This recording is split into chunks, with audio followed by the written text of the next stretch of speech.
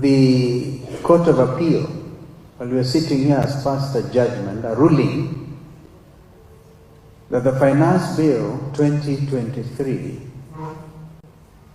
was and is unconstitutional. These young men were shot down because of saying, do away with the housing levy, do away because it's a housing tax. Now we have it.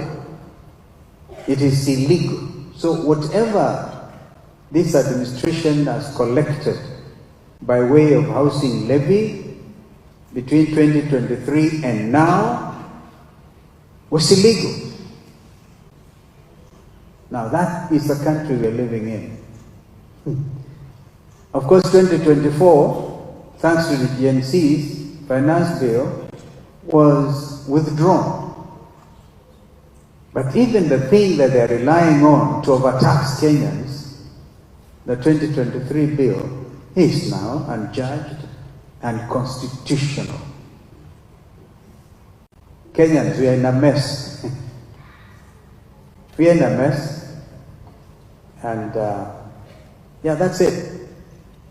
I think people need to go back to the factory setting. What went wrong? And I'm yet I'm sure as can be, that God is on the throne. And He is God. But when you get wrong leadership, you suffer. Are we not reminded by some famous American ambassador called John Newcastle that choices have consequences? Some of the consequences are very difficult to fathom. But we allow us at AIC, African Inland Church here.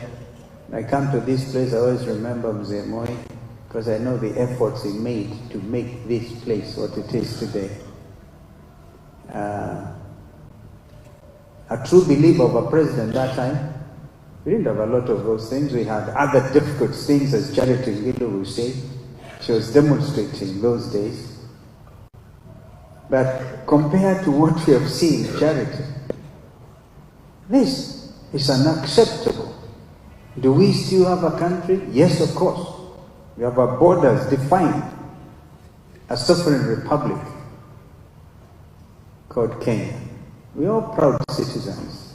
But something is grossly wrong. I've seen some social media, but I hope there are media people here who can tell the correct story.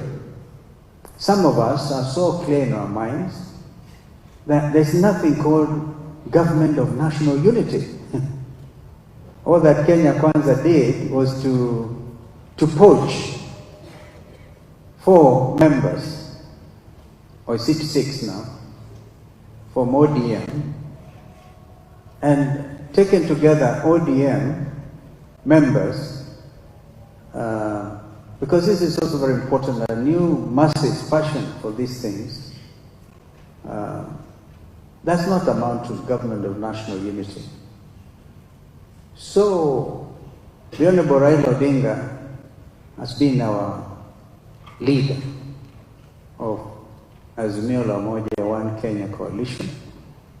He sought to come and explain to his colleagues what happened. So that picture you see in the social media is just that, nothing more. And we're able to explain to Raila that we cannot, some of us, cannot imagine joining what they're calling government of national unity, because one, it is not, and secondly, we have purposely chosen to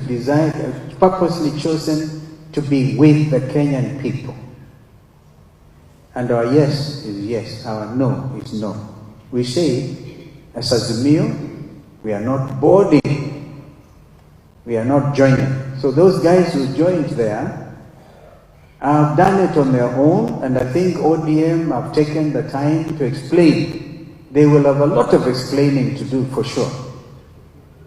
But the rest of us are very clear that we are not joining that administration.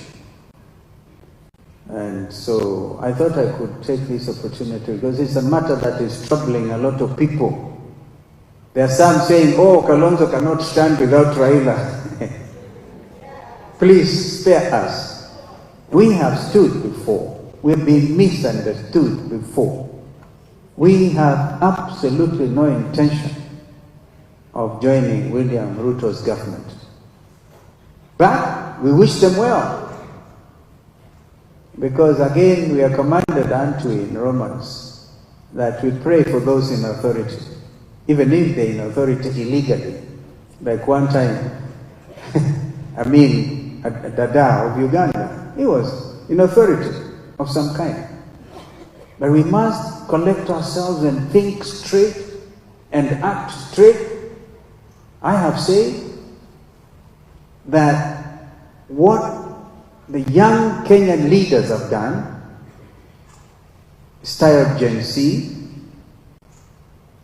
it's amazing. It's actually shaking the whole world. Because young people armed with a bottle of water, a telephone, and a Kenyan bandera, national flag, the symbol of our unity, went out there. And then, of course, other people panicked and brought in the goons. I also experienced some men in black. I had a men in black experience, which still I cannot quite understand. Yeah. So these things we must understand are important. The change that the Gen Z have brought is irreversible in terms of governance. They don't even want to be government of national unity. They just want you people in authority to follow the Constitution so that we can all live peaceably with each other. I thought I could say those words, and I was going to address the media outside, but I wanted people to know that our brother Raila came to explain those things, and we agreed that Azimio will stay as Azimio.